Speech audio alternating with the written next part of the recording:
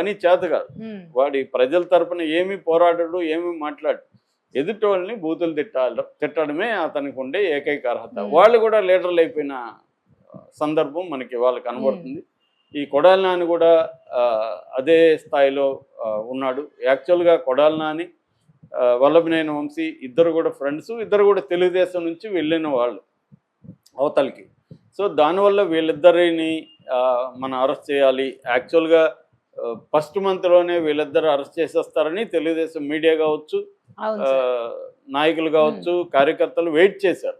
కానీ ఇప్పుడు 8 నెలలు దాటి 9 నెలలకి ఎంటర్ అయినా 9 నెలలు అవుతున్నా మొన్న అది కూడా వల్లభనేని వంశీ, ఇంతకుముందు నేను స్టోరీ చేశాను, వల్లభనేని వంశీని ఏదో నామకే వాస్తే మొక్కుబడిగా అరెస్ట్ చేశారు తప్ప సీరియస్గా ఆయన ఎక్కువ కాలం జైల్లో ఉండే విధంగా చేయలే. ఒక కిడ్నాప్ కేసు ఆయన మీద పెట్టారు. కిడ్నాప్ కాబడిన వ్యక్తి ఏమో కోర్టులో నేను కిడ్నాప్ కాలేదు, అసలు ఈ కేసే నాకు ఈ కేసుకి సంబంధం లేదు, టీడీపీ ఆఫీస్ మీద దాడి చేసినప్పుడు అక్కడ లేను, నా ఏదో బెదిరించి పోలీసులు నా దగ్గర సంతకం తీసుకున్నారు, సాక్షి అన్నారు, నాకు తెలియదు అసలు, నేను కంప్లైంట్ కూడా నేను ఇవ్వలేదని అతను చెప్పేశాడు.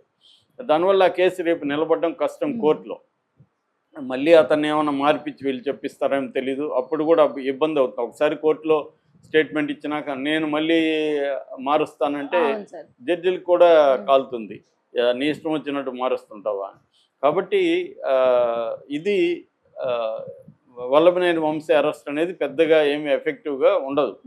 ఇప్పుడేమో సోషల్ మీడియా కావచ్చు, తెలుగుదేశం మెయిన్ స్ట్రీమ్ మీడియా ఏం చేస్తుందో, సిద్ధప్ప సిద్ధంగా ఉండు, కొడాలి నాని నెక్స్ట్ నువ్వే, ఇలా టైటిల్ పెట్టి రాస్తున్నారు. సో అంటే వల్లభనేని వంశీని అరెస్ట్ చేశారు కాబట్టి కొడాలి నానిని కూడా ఇంతకంటే గొప్పగా ఏం అరెస్టులు చేయరు. వీళ్ళ దగ్గర అంత స్ట్రాంగ్ ఇది లేదు. ఎందుకంటే వాళ్ళు లోకల్ లీడర్లతోనూ మేజర్ తెలుగుదేశం నాయకత్వంతో ఆల్రెడీ కుమ్మక్కైపోయారని వార్తలు వస్తున్నాయన్నమాట. అందుకని ఎక్కడికెక్కడ ఇప్పటికి కూడా వైసీపీ నాయకులు వాళ్ళ దందాలను ఎక్కడ ఆపుకోలేదు, వాళ్ళ అక్రమాల్ని, అవినీతి కార్యక్రమాల్ని ఆపుకోలేదు. ఎందుకంటే తెలుగుదేశంలో కానీ వైసీపీలో కానీ ఎమ్మెల్యేలుగా కంటెస్ట్ చేయాలంటే దాదాపు 100 నుంచి 150 కోట్లు ఇవాళ ఖర్చు పెట్టే పరిస్థితి ఉంది. దీన్ని మళ్ళీ లాక్కోవాలి. తెలుగుదేశంలో గెలిచిన వాళ్ళు లాక్కోవడానికి ఆల్రెడీ పార్టీ ఫండ్ వాళ్ళు 20 నుంచి 30 కోట్లు ఇచ్చారని కూడా వార్తలు వచ్చాయి. సో ఇవన్నీ జరిగినప్పుడు ఈ పార్టీకి ఒక 30 కోట్లు ఇచ్చి వాళ్ళకు 100 కోట్లు ఖర్చు పెడితే 130 కోట్లు, నెక్స్ట్ టైం నిలబడడానికి ఇంకొక 130 కోట్లు, అంటే ఓవరాల్గా ఒక 300 కోట్లు ఈ 4-5 ఏళ్లలో. ఎందుకంటే జమిలి ఎన్నికలు అంటున్నారు, అవేమన్నా ముందుకు వస్తే చెప్పలేం. సో ఈ 3-4 ఏళ్లలో సంపాదించాలి. ఒక్కొక్క ఎమ్మెల్యే 300 కోట్లు సంపాదించాలంటే అంత ఈజీ కాదు కదా.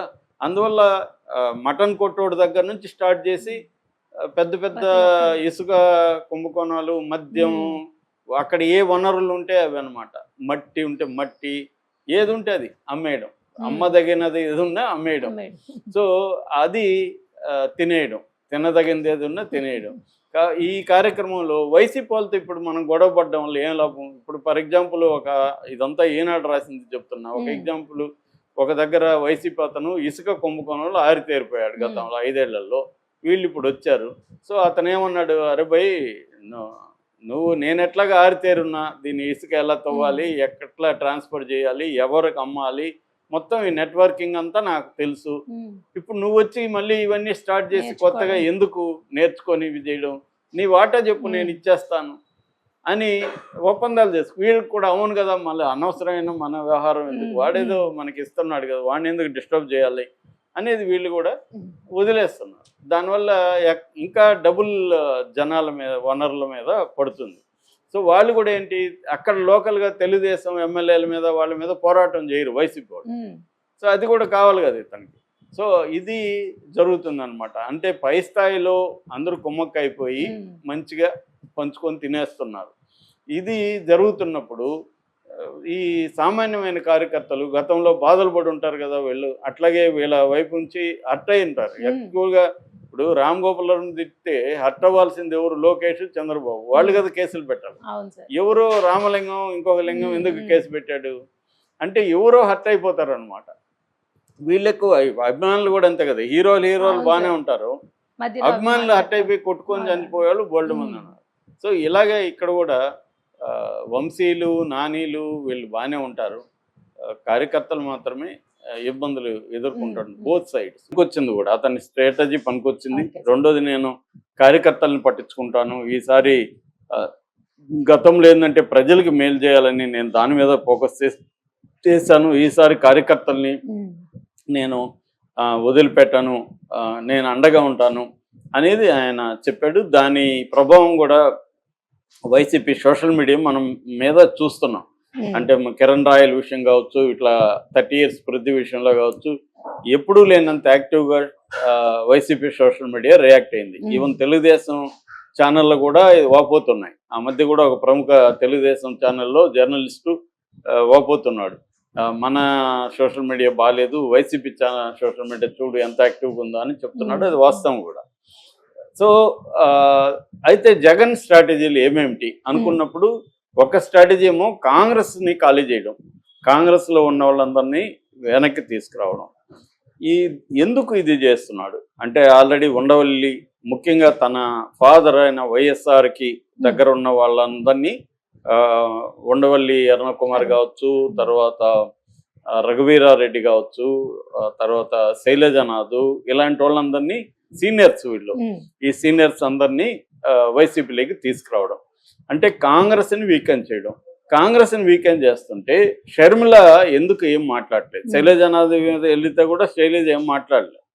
అంటే ఇక్కడ ఒక ప్లానింగ్ జరుగుతుంది. ఆ ప్లాన్ ఏంటంటే షర్మిలని విజయమ్మను కూడా వైసీపీ ఫోల్డ్లోకి తీసుకొచ్చేస్తే ఫ్యామిలీ ఇబ్బంది ఉండదు. ఇక్కడ చంద్రబాబు నుంచే గుణపాఠం జగన్ నేర్చుకున్నట్టు కనపడుతుంది. మనకి చంద్రబాబుని చూస్తే నందమూరి ఫ్యామిలీలో విభేదాలు ఎప్పటికప్పుడు ఉన్నా కూడా జాగ్రత్తగా డీల్ చేసుకుంటూ బాలకృష్ణ అని వియంకుడిగా చేసుకోవడం అతని చంద్రబాబు చేసిన అతి పెద్ద స్టెప్ అన్నమాట. ఆ విధంగా ఏమైందంటే నందమూరి ఫ్యామిలీ అంతా తనకు దగ్గరగా ఉంచుకోవడం. సో ముఖ్యంగా ఏంటంటే కుటుంబంలో ఇబ్బందులు వస్తే మాత్రం అది రాజకీయం మీద చాలా ప్రభావం చూపిస్తుంది. ఎక్కడైనా మనకి తమిళనాడులో ఉంది, దేవేగౌడ ఫ్యామిలీలో ఉంది, అలాగే అనేక రాజకీయ ఫ్యామిలీల్లో కుటుంబ కలహాలు అనేవి రాజకీయ వాళ్ళ దీని మీద కూడా ప్రభావం చూపిస్తాయి. సో జగన్కి అది మేజర్ థ్రెట్ అయింది. లాస్ట్ ఇప్పుడు కడపలో తీసుకుంటే, కడపలో ఒకప్పుడు టోటల్ 10కి 10 వచ్చేది, ఇవాళ 3 సీట్లు వచ్చాయంటే దాని ఒకటి షర్మిల ప్రభావం, విజయమ్మ ప్రభావం,